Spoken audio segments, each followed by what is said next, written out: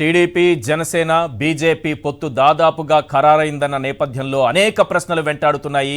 ముఖ్యంగా ఢిల్లీ వీధుల్లో చంద్రబాబు పడిగాపులు కాచి మరీ ఎందుకు బీజేపీతో పొత్తు పెట్టుకోవాల్సింది?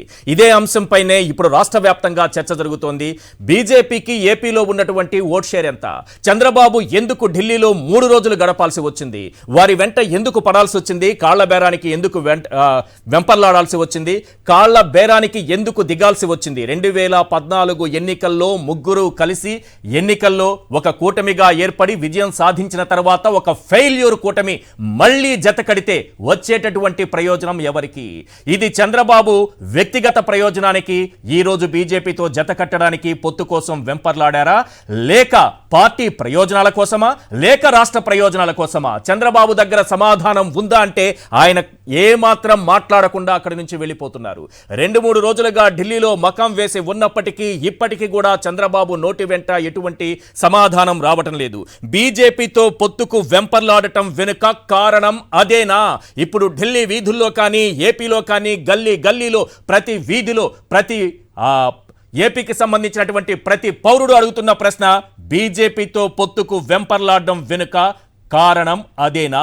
పొత్తు కోసం శివరాత్రి రోజున జాగారం చేయాల్సినటువంటి దీన స్థితి చంద్రబాబుకు ఢిల్లీ వీధుల్లో ఎందుకు ఏర్పడింది? వెంటాడుతున్నటువంటి కేసులే ఢిల్లీకి పరుగులు పెట్టించాయా?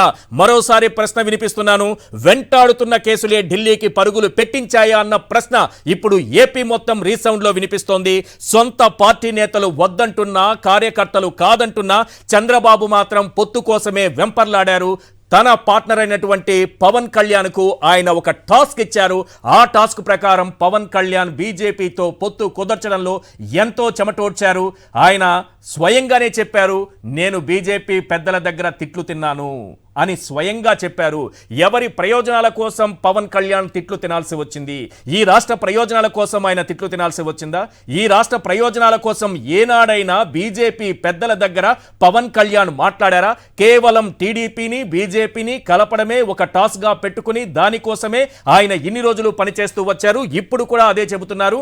బీజేపీ పెద్దలు కాదన్నా, బీజేపీ పెద్దలు తిట్టినా నేను ఈ పొత్తు కుదర్చడానికి చాలా ప్రయత్నమే చేశానని కూడా పవన్ కళ్యాణ్ చెబుతున్నారు. ఆయన ఏ రోజు కూడా ప్రత్యేక హోదా పైన బీజేపీ పెద్దలతో తిట్లు తినలేదు. ఈ రాష్ట్రానికి ఇస్తానన్నటువంటి చట్టంలో పెట్టిన ఏ అంశం పైన కూడా ఆయన మాట్లాడలేదు.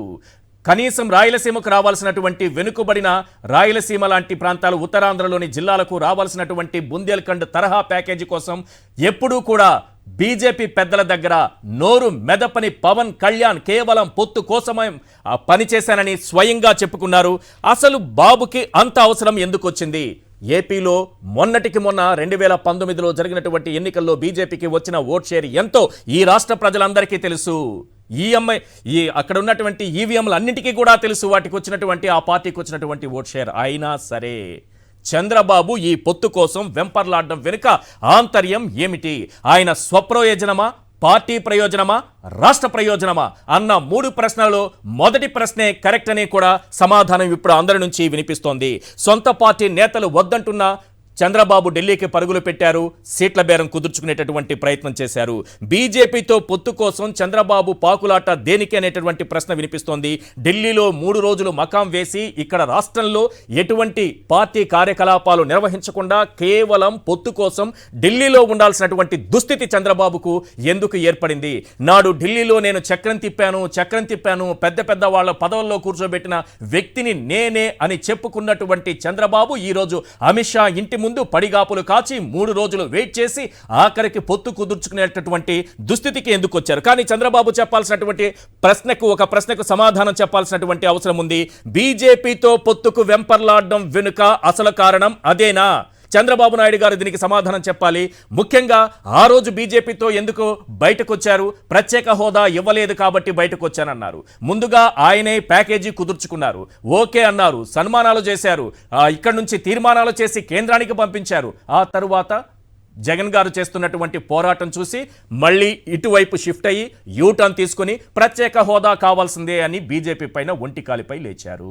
ఆ తర్వాత రాజధానికి నిధులు ఇవ్వలేదన్నారు, కడపలో స్టీల్ ప్లాంట్ ఇవ్వలేదన్నారు, దుగ్గరాజపట్నం పోర్ట్ ఇవ్వలేదన్నారు, రాయలసీమ ఉత్తరాంధ్ర వెనుకబడిన జిల్లాలకు ఇచ్చేటటువంటి ప్రత్యేక ప్యాకేజీ 24,500 కోట్ల రూపాయలు ఇవ్వలేదని ఆయనే అన్నారు.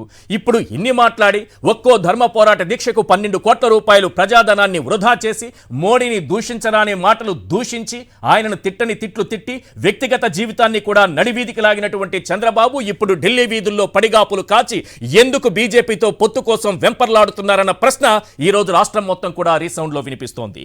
పొత్తు కోసం శివరాత్రి రోజున జాగారం చేయాల్సినటువంటి పరిస్థితి దుస్థితి. 74 ఏళ్ల వయసులో మరోసారి చంద్రబాబు పొత్తు కోసం వెంపర్లాడుతున్నారంటే గతంలో 3 సార్లు ఇదే బీజేపీతో పొత్తులోకి వెళ్లారు. ఇదే బీజేపీతో కలిసి పోటీ చేశారు. పోటీ చేయడం, ఆ తర్వాత వెన్నుపోటు పొడవడం, వారినే తిట్టడం, ఇదే మోడీ గారి గురించి అనేక దూషణలు చేసినటువంటి వ్యక్తి చంద్రబాబు నాయుడు. అదే వ్యక్తి మళ్ళీ పొత్తు కోసం వెంపర్లాడడం, ఒక టాస్క్ పవన్ కళ్యాణ్కి ఇవ్వడం, పవన్ కళ్యాణ్ ఆ టాస్క్ నెరవేర్చే దిశగా ఈ రోజు పావులు కదపడం, మొత్తానికి పొత్తుకు ఓకే చేసుకుని బయటకు వచ్చారు. కానీ ఎవ్వరు ఏ ప్రశ్న అడిగినా సమాధానం చెప్పకుండా ఎవరి దారిన వారు వెళ్ళిపోయారు. ఢిల్లీ వీధుల్లో మౌనంతో వెళ్ళిపోయారు. ఎందుకంటే నేను అడుగుతున్నటువంటి ప్రశ్నకు చంద్రబాబు సమాధానం చెప్పాలి, అలాగే పవన్ కళ్యాణ్ కూడా సమాధానం చెప్పాలి. పాచిపోయిన లడ్డూలు ఇచ్చారంటూ ఒంటి కాలిపై లేచారు పవన్ కళ్యాణ్ బీజేపీ విషయంలో. మరి ఏమైపోయింది ఆ పాచిపోయిన లడ్డు?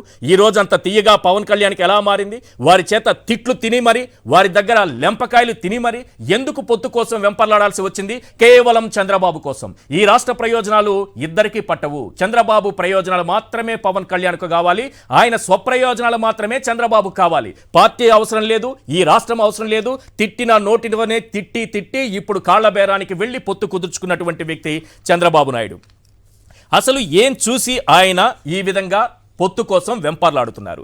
2019 ఎన్నికల్లో నోటా కంటే తక్కువ ఓట్లు సాధించినటువంటి బీజేపీతో ఇప్పుడు పొత్తు అవసరం చంద్రబాబుకి ఏమొచ్చింది?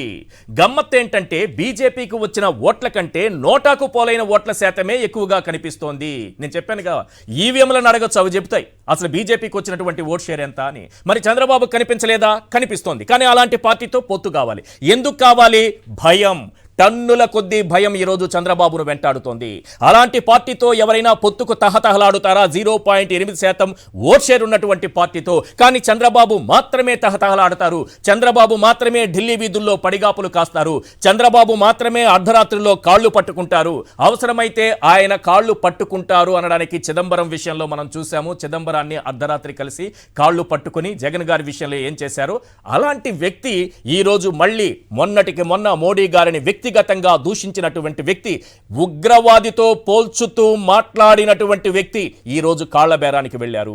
3 రోజులు కాళ్ల వేళ పడి చెప్పులరిగేలా ఢిల్లీలో ప్రదక్షిణలు చేసి బీజేపీ పెద్దల కరుణా కటాక్షాల కోసం ఆఖరికి శివరాత్రి జాగారాలు ఎవరైనా చేస్తారా అంటే కేవలం చంద్రబాబు మాత్రమే చేస్తారు. ఆయనకి తన వ్యక్తిగత ప్రయోజనాలే ముఖ్యం. పార్టీ ప్రయోజనాలు కానీ రాష్ట్ర ప్రయోజనాలు కానీ ఆయనకు పట్టవు. అందుకే ఈ పొత్తుపై బలంగా ఓ ప్రశ్న వినిపిస్తోంది.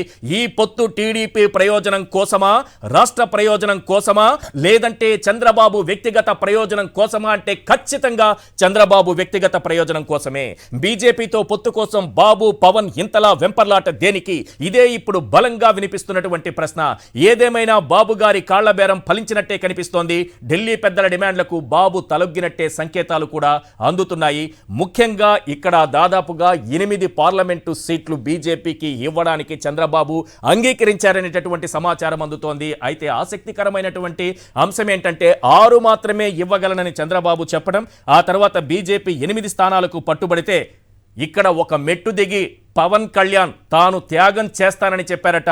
ఆయనకిచ్చిన కేవలం 3 అంటే 3 పార్లమెంటు స్థానాలు. సీఎం అని అరుస్తారు కదా ఆయన అభిమానులు, ఆయన తీసుకుంది 3. ఆ 3 కూడా 1 త్యాగం చేశారు. కేవలం 2 పార్లమెంటు స్థానాల్లో మాత్రమే ఈరోజు పవన్ కళ్యాణ్ పోటీ చేయబోతున్నారనే మనకు సమాచారం ఢిల్లీ నుంచి వినిపిస్తోంది. అయితే ఈ లెక్కన చూస్తే కేవలం బాబు ప్రయోజనాల కోసం తన పార్టీని పూర్తిగా తాకట్టు పెట్టడానికి కూడా పవన్ కళ్యాణ్ సిద్ధమైపోయారు. తీసుకున్నదే 24 అసెంబ్లీ సీట్లు. ఆ 24 అసెంబ్లీ సీట్లు 3 పార్లమెంటు స్థానాలు. ఈ 3 పార్లమెంట్ లోక్సభ స్థానాల్లో కూడా 1 త్యాగం చేశారనేటటువంటి సమాచారం కూడా మనకు అందుతోంది. ఇక్కడ ప్రధానంగా మనం చూడాల్సింది ఏంటంటే వైఎస్ఆర్సీపీ సర్కారు పైన ప్రజల్లో తీవ్ర వ్యతిరేకత ఉందంటూ చంద్రబాబు పదే చెబుతూ ఉంటారు కదా. ఇప్పుడు కదలిరా అంటూ సభలు నిర్వహిస్తున్నారు కదా. ఆయన తనయుడు కూడా రాష్ట్రమంతా కాళ్ళరిగేలా చెప్పులరిగేలా కాళ్ళరిగేలా రాష్ట్రమంతా తిరిగారు కదా. అలాగే రకరకాల మేనిఫెస్టోలు అక్కడ ఇక్కడ కాపీ కొట్టి ప్రజల ముందు ఉంచారు కదా. మొన్నటికి మొన్న బీసీ డిక్లరేషన్ ప్రజల ముందు ఉంచారు కదా. అలాగే పవన్ కళ్యాణ్తో పొత్తు పెట్టుకున్నారు కదా. అయినా చంద్రబాబును భయం వెంటాడుతూనే ఉంది.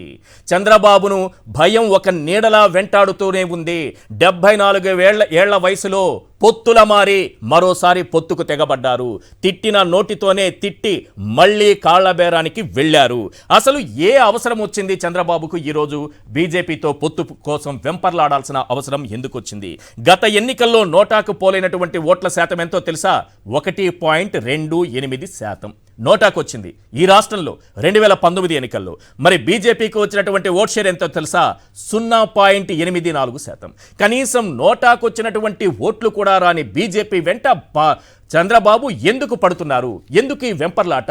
3 రోజులు నిద్రలేని రాత్రులు గడిపి మరి పొత్తు ఎందుకు కుదుర్చుకున్నారు అనేటటువంటి ప్రశ్న ఈరోజు రాష్ట్రమంతా వినిపిస్తోంది.